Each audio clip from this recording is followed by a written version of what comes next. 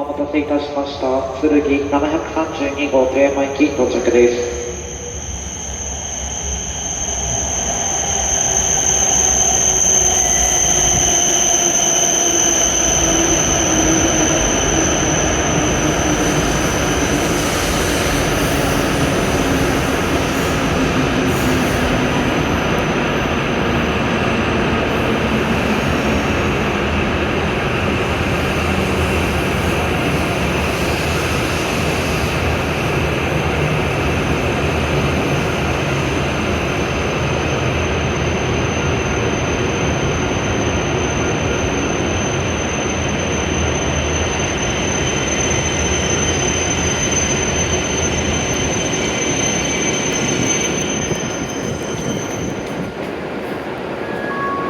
列車とホーム内が小さな隙間がございます。ご乗車の際、足元をご注意ください。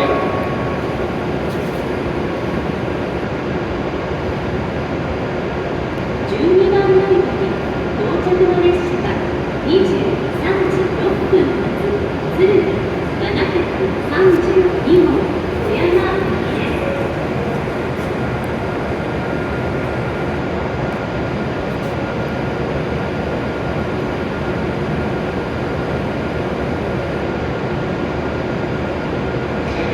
到着の列車は23時6分発鶴見732号富山行きです。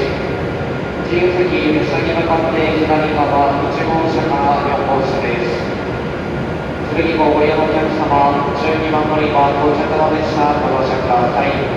本日遅れになります特急列車から待ち合わせを行います。そのため金沢駅の発車5分ほど遅れが見込まれます。ご利用のお客様にはこれでご迷惑をおかけいたしますことをご案内申し上げます。発車までしばらくお待ちください。